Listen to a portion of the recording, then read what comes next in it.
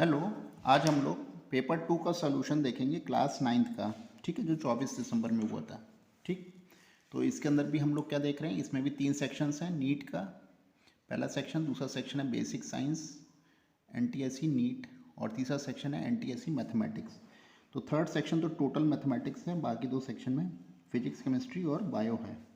ठीक है, और सही करने पे जो फर्स्ट सेक्शन में आपको मिलेंगे +4 और गलत करने पे मिलेंगे फर्स्ट सेक्शन में -1। बाकी सब में आप देख रहे हैं कि +1 के ही हैं, और गलत करने पे आपको कोई भी मार्क्स डिडक्ट नहीं होगा।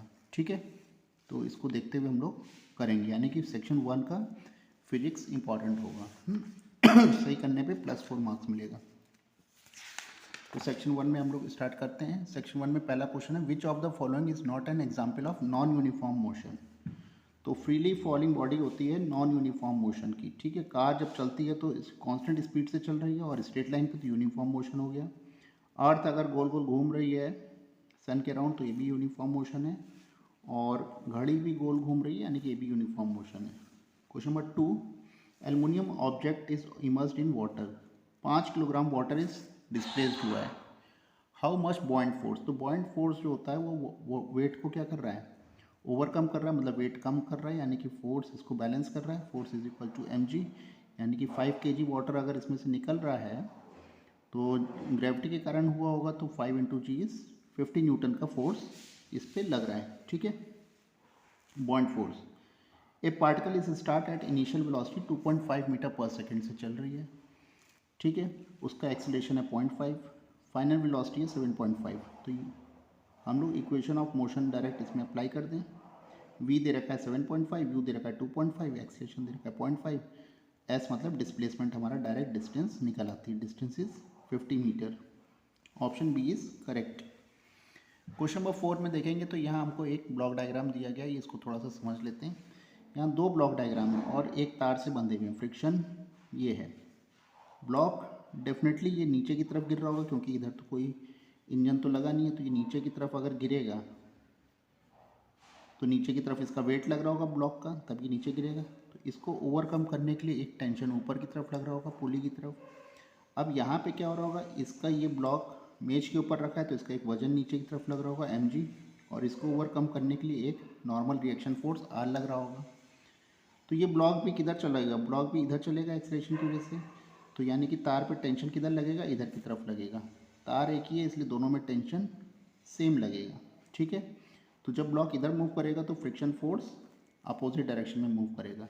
तो हम लोग इक्वेशन मतलब फोर्स की फॉर्मूला हम लोग जानते हैं, net force is equal to mass into acceleration. तो इसमें इस ब्लॉक में कितने फोर्स लग रहे हैं, इसमें 2 फोर्स लग रहे हैं, एक टेंशन और एक फ्रिक्शन फोर्स। तो कौन सा फोर्स ज़्यादा होगा, अगर ब्लॉक इधर मूव कर रहा है तो टेंशन डेफिनेटली बढ़ा होगा फ्रिक्शन से, इज इक्वल टू एक्सेलरेशन। ठीक, इस वाले ब्लॉक में भी देखते हैं, F is equal to ma। इसमें भी कितने फोर्स लग रहे हैं, 2 फोर्स, एक वेट और एक टेंशन। तो वेट यानी कि ज़्यादा होगा तभी ये ब्लॉक इधर मूव करेगा, जिधर ब्लॉक मूव करता है उधर का फोर्स ज़्यादा होता है, तो टेंशन इससे कम होगा। तो mg minus T is equal to ma। पर दिया है हमें कि एक्सेलरेशन तो हमारा ज़ीरो होना चाहिए, मतलब ब्लॉक अगर मूव नहीं कर रहा है तो दोनों ही केस में एक्सेलरेशन जीरो हो जाएगा, क्योंकि दोनों ही ब्लॉक मूव नहीं कर रहे हैं। ठीक है, तो तब क्या हो जाएगा, जो टेंशन है tension is equal to mu mg के बराबर हो जाएगा, और यहाँ टेंशन किसके बराबर हो जाएगा, mg के। ठीक है, तो इसका मतलब पहले हम टेंशन निकाल लें। टेंशन कितना आ गया, mu mg, mu is friction coefficient, mass of 2 kg, G is 10, यानी कि 4 न्यूटन का टेंशन लग रहा था, और यही टेंशन इस ब्लॉक का वेट को बैलेंस कर रहा है। तो यही टेंशन 4 न्यूटन को बैलेंस कर रहा है, यानी कि मास कितना हो गया, 0.4 kg। तो 0.4 kg के ब्लॉक को ये क्या कर रहा है, बैलेंस कर रहा है। तो आंसर हो जाएगा सी ऑप्शन, 0.4 kg। ठीक है, अच्छा क्वेश्चन था। क्वेश्चन नंबर 5, 2 kg के ब्लॉक 10 न्यूटन का फोर्स लगाया जा रहा है, ज़मीन में कोई फ्रिक्शन नहीं, तो वर्क डन क्या होता है, force into displacement. 10 into 2 is 20 joule का वर्क डन हो रहा है। जितना वर्क होता है उतनी ही हमारी एनर्जी खर्च होती है, यानी कि 20 जूल की ही एनर्जी खर्च होती है। अब कह रहा है कि हमारा नॉर्मल रिएक्शन फोर्स, फोर्स यानी कि ऊपर की तरफ है नॉर्मल रिएक्शन, और वेट इधर की तरफ मूव कर रहा है, यानी कि एंगल क्या है, 90 डिग्री। जब दोनों के बीच 90 डिग्री का एंगल बन जाता है तो वर्क डन क्या हो जाता है, ज़ीरो वर्क डन होता है। तो सेकंड केस में क्या होगा, वर्क डन जीरो होगा। ठीक है, तो इस तरह हम लोग अगर सारे ऑप्शंस को चेक करेंगे तो option B is correct. Question number 6 में अगर हम लोग देखेंगे acceleration due to gravity at depth, यहाँ पे हमको दिया गया है कि ग्रेविटी पे क्या फ़र्क पड़ता है। तो ग्रेविटी का हम लोग फॉर्मूला देख लें। ऊपर जाएंगे तो ग्रेविटी कम होती है और अगर डेप्थ पे जाएंगे तो ग्रेविटी फिर से कम होती है। यहाँ पे लीनियरली कम होती है और यहाँ पे नॉन लीनियरली कम होती है, मतलब स्क्वायर के प्रोपोर्शन में। ठीक है, तो इसका फॉर्मूला क्या है, g dash upon g equal to 1 minus h by radius of the earth. ये एच डेप्थ हो जाएगी और यहाँ पे क्या है, g dash by g is equal to 1 upon 1 plus h upon R E का होल स्क्वायर। ये थोड़ा सा ध्यान देंगे, ये स्क्वायर हो रहा है। ठीक है, तो यहाँ पे ये डेप्थ के फॉर्मूले हैं। ठीक है, अब डेप्थ के फॉर्मूले पे हम डायरेक्ट पुट कर दें तो अगर हम लोग कितनी हाइट पे चले जाएं, r/4 हाइट पे चले जाएं तो ग्रेविटी हमारी 16/25 हो जाती है। और अगर हम लोग 2h हाइट पे चले जाएं तो हमारी ग्रेविटी पहले से 1/9 रह जाती है। ठीक है, तो ये हम लोग यहाँ से इस ऑप्शंस को अगर मैच करेंगे तो देखेंगे क्या हो रहा है। और अगर सेंटर पे चले जाएं तो हमारी ग्रेविटी क्या हो जाती है, सेंटर पे जाके हम लोग देखें तो सेंटर पे हमारी ग्रेविटी 0 हो जाती है। ठीक है, तो ऑप्शन ए इस तरह क्या हो जाएगा, करेक्ट हो जाएगा। Now question number 9, question number 9 है H2O3। Question number 10 iodine in alcohol. Question number 11 B है। क्वेश्चन नंबर 12 सी है। ठीक है, क्वेश्चन नंबर 13 को अगर हम देखेंगे विच इज़ ए है, ये सब सिंपल पार्ट है। क्वेश्चन नंबर 14 डी है। क्वेश्चन नंबर 15 का डी है। क्वेश्चन नंबर 16 का भी ए है। Robert Hooke discovered the cell 1665। ठीक है, 18 में देखेंगे, 18 का बी है स्पर्म सेल। 19 का टेंडन्स है। 20 का ऑल ऑफ द अबव है। ठीक, इसको थोड़ा जल्दी जल्दी कर रहे हैं, इसको एक्सप्लेन करने की ज़्यादा ज़रूरत तो नहीं लग रही है, जहाँ एक्सप्लेन करना होगा मैं आपको बता दूंगा। ठीक है, 21 का बी, आप लोग ये सब खुद भी देख सकते हैं, कुछ खास इसमें नहीं है। 22 का सी है। 23 का बी है। 24 का कार्डियक मसल है। 25 का कोल्ड एंड कफ है। ठीक है,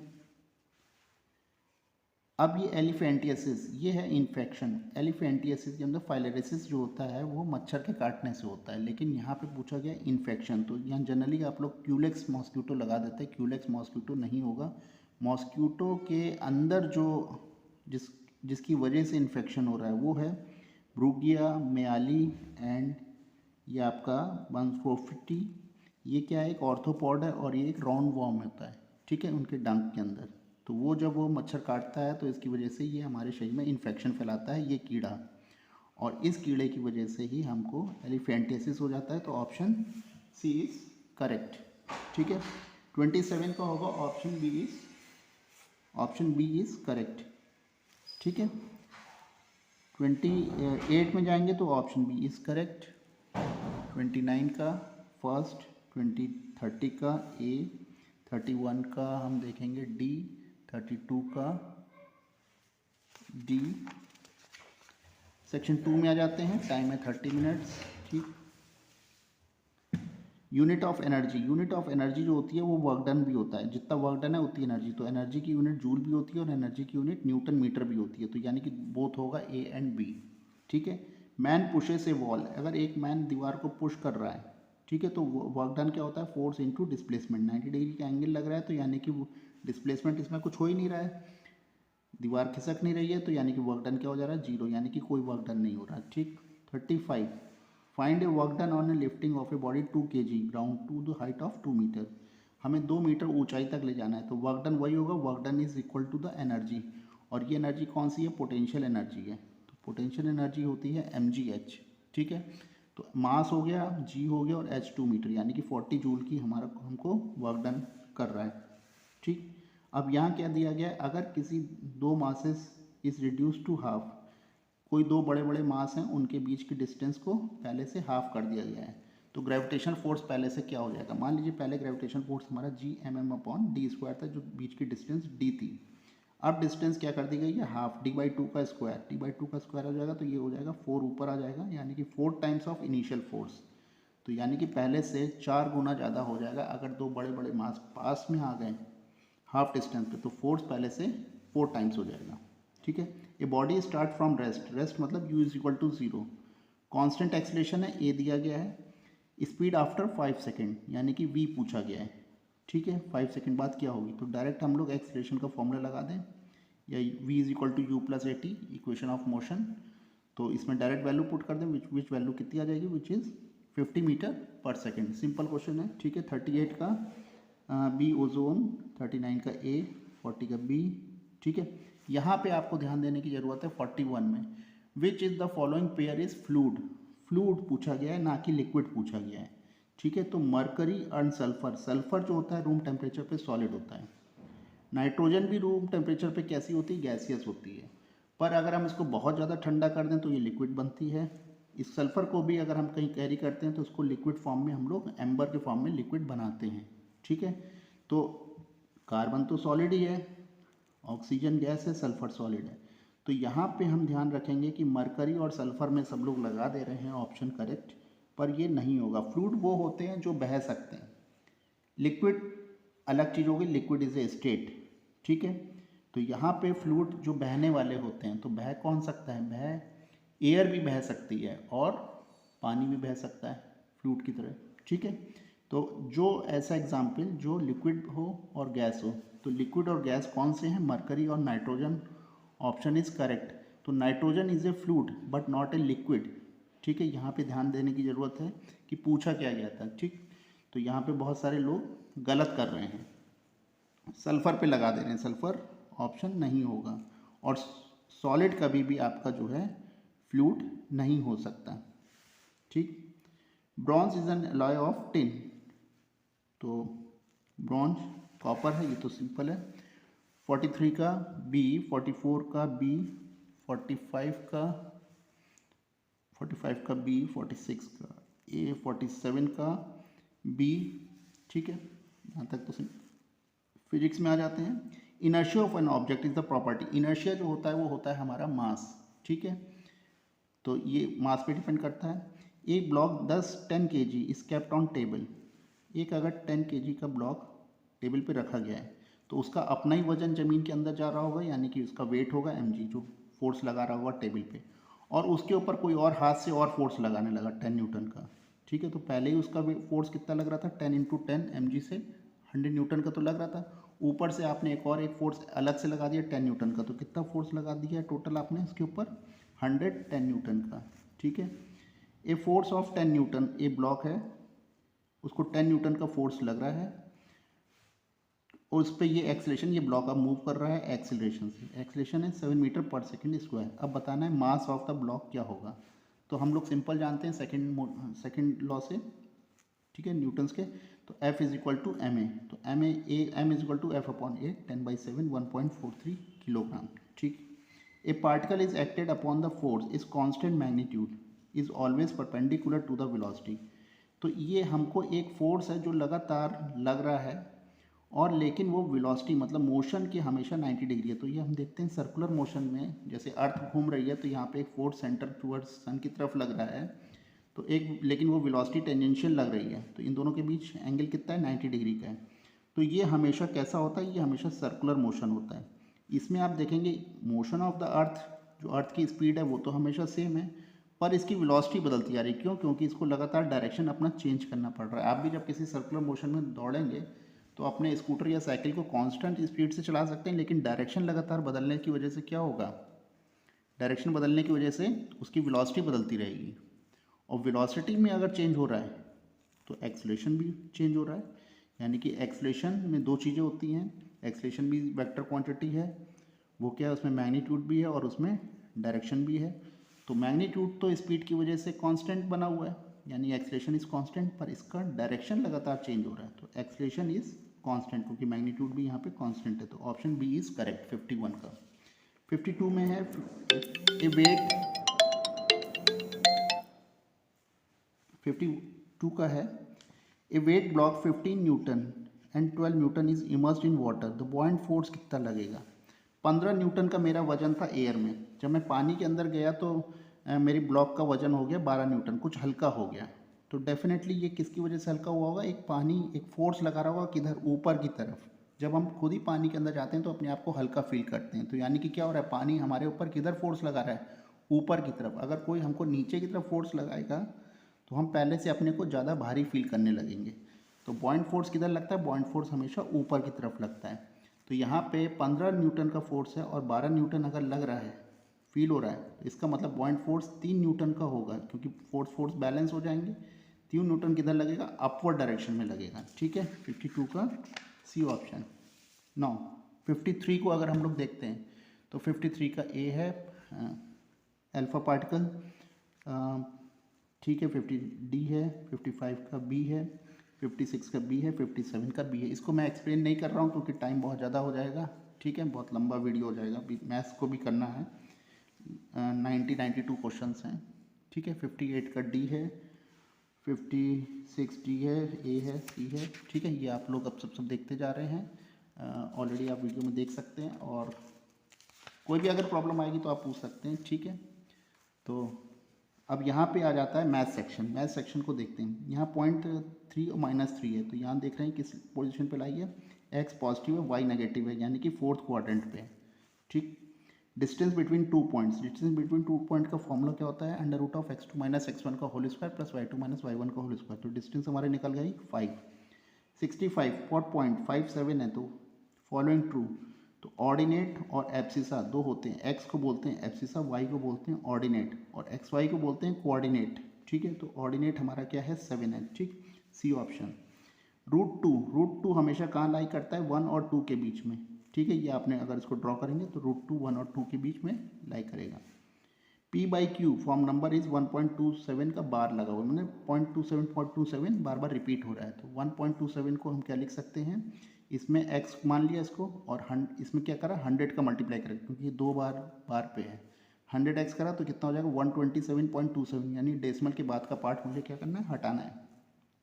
इन दोनों को मैंने क्या कर दिया, सब्ट्रैक्ट कर दिया। तो दिस इज़ 99x, इसको सब्ट्रैक्ट करेंगे 126, डेसिमल पार्ट हट जाएगा। तो x इज इक्वल टू 126/99, इसको मैंने कट करूँगा तो ये आ जाएगा 14/11। तो कौन सा ऑप्शन सी हो जाएगा, A option is correct. Find the value of 5√3 + 4√3। √3 into √3 हम जानते हैं 3 होता है, तो 5 4 3 का मल्टीप्लिकेशन 60 होता है। वेरी सिंपल क्वेश्चन है। 27 की पावर 2/3, 27 को हम लिख सकते हैं 3 की पावर क्यूब, 3 3 सा 9 और 9 3 सा 27। ठीक है, तो 3 क्यूब, क्यूब से क्यूब कट जाएगा, 1/3 से 3 कट जाएगा, क्या बचेगा, 3 स्क्वायर, 3 स्क्वायर होता है 9। Option A is correct. What will be the zero of the polynomial, इस पॉलिनोमियल का जीरो क्या होगा। पॉलिनोमियल अगर जीरो के बराबर हम कर दें और उसकी x की वैल्यू निकाल दें तो वही उसका जीरो होगा, यानी कि x की वैल्यू अगर 2/3 अगर इसके अंदर रख दें तो ये वैल्यू पूरी पॉलिनोमियल क्या हो जाएगी, जीरो, इसलिए इसको बोला जाता है जीरो। ठीक है, 71 को अगर देखेंगे पॉलिनोमियल है हमारी। What will the value of px at x equal to -1, ये कह रहा है -1 पे बताइए क्या होगा पॉलिनोमियल की वैल्यू। तो सीधा सीधा हम -1 इस पॉलिनोमियल में पुट कर दें, वैल्यू निकाल दें, विच इज़ इक्वल टू 15। तो ऑप्शन डी इज़ करेक्ट। 72 को देखेंगे, P2 है यानी कि, और हमें ये है Px, यानी कि x की जगह हम 2 पुट कर दें, put x is equal to 2 in our polynomial. तो देखते हैं क्या आ रहा है ऑप्शन में आंसर, 12। तो ए ऑप्शन सही है। Remainder is divided by this, अगर हम किसी भी चीज़ को इससे डिवाइड करते हैं तो हमें पता करना है रिमाइंडर क्या है। तो रिमाइंडर से हम निकालने का तरीका है कि हम जो डिवाइड करना है उसकी वैल्यू को ही डायरेक्ट हम पुट कर दें, तो जो भी आएगा वही हमारा रिमाइंडर होगा। तो x इज इक्वल टू -1 ही हमने पुट कर दिया x+1 से, तो ये हमने जब इसके अंदर रखेंगे तो वैल्यू आ गई 6, तो यही हमारा क्या हो जाएगा, रिमाइंडर हो जाएगा, दिस इज रिमाइंडर। ठीक है, तो ये हो जाएगा C option is correct.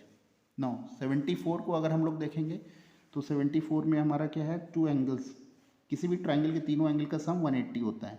2 angle दिए गए, तीसरा एंगल पूछा गया, तीसरा एंगल इज 50 डिग्री। पता नहीं इतना सरल क्वेश्चन कैसे आ गया। ठीक है, 75 में हम लोग देख रहे हैं SAS, ये कॉमन साइड है, ये दो साइड्स बराबर दी गई हैं, ये 90 डिग्री है। तो SAS से हम देख रहे हैं ये दोनों ही ट्राइंगल्स क्या हैं, कॉन्ग्रुएंट हैं, RHS।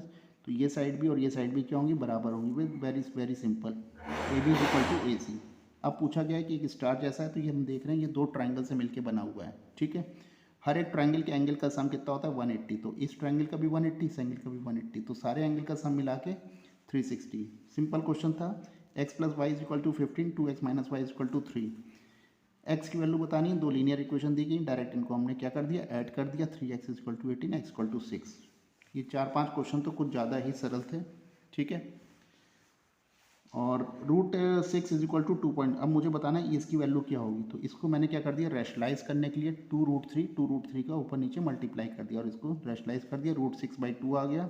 √6 की वैल्यू रख दी जो हमें दी गई थी, तो क्या आ गया 1.225। ए ऑप्शन इज करेक्ट, ठीक है। फिर ये हमको अब इस इक्वेशन को सॉल्व करना है। तो इस इक्वेशन में हम देखते हैं कि इसको क्या कर दिया, रैशनलाइज करेंगे पहले टर्म को। तो पहले टर्म को रैशनलाइज करा √2 - 1, दूसरे टर्म को रैशनलाइज करा √3 - √2, तीसरे टर्म को करा, ठीक है। तो ऐसे ही हम देख रहे हैं एक सीक्वेंस बनता जा रहा है। और लास्ट टर्म को करेंगे √n - √n-1।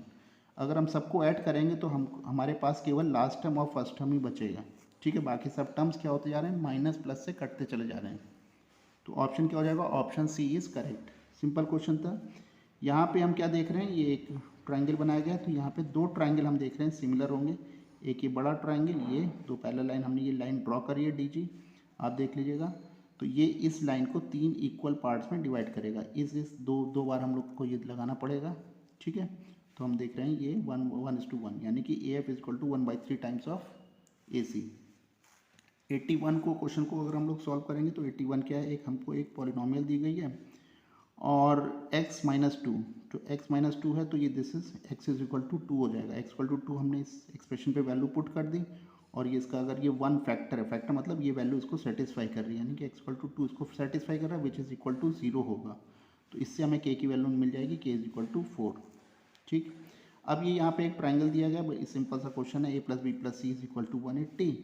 तो हम b + c की वैल्यू निकाल सकते हैं, इसका हाफ निकाल सकते हैं और ये हमको 110 मिल जाएगा। ये बिल्कुल सिंपल क्वेश्चन है, इसमें ज़्यादा देखने की ज़रूरत नहीं लग रही है।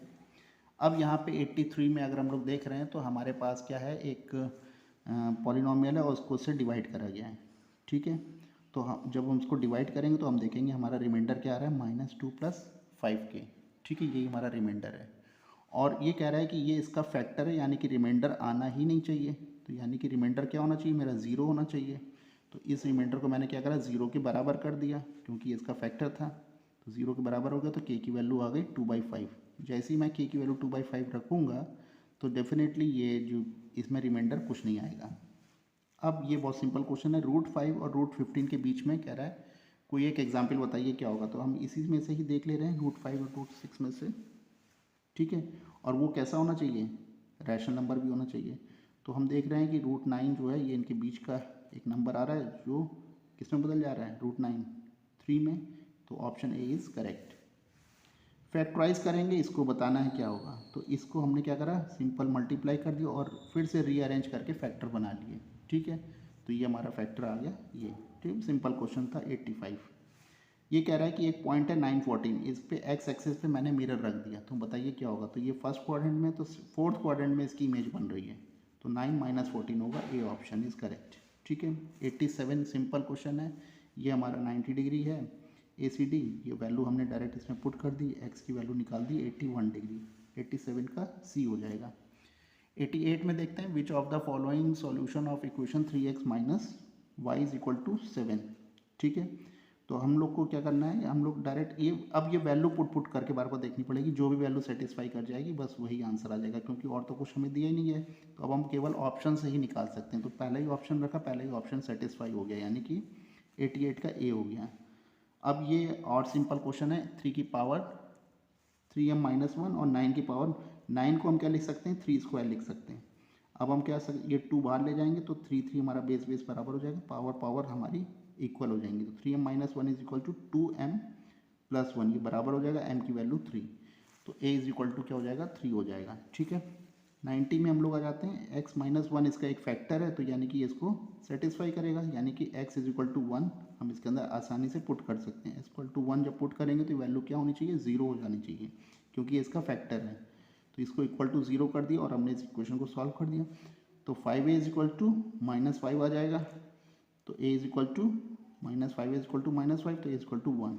तो c की value option C is correct, ठीक। यहाँ पे भी एक नॉर्मल क्वेश्चन दे रखा है, बिल्कुल सिंपल है, ठीक है। तो इसको हम डायरेक्ट 5:4 के रेशियो में कट रहा है AB। तो इसको हमने मान लिया कुछ 5x है, उसको कुछ मान लिया 4x है। 5x + 4x ये हम कितना जानते हैं, 90 है, तो 9x, तो x की वैल्यू हमारी निकल आई 10 है। तो इस तरह में अलग अलग एंगल पता चल जाएंगे, तो हम एक्स वन की वैल्यू बता सकते हैं इजली 140 डिग्री। ठीक है, बहुत सिंपल क्वेश्चन है। और 92 अगेन एक वेरी सिंपल क्वेश्चन है, ये आप देख रहे हैं।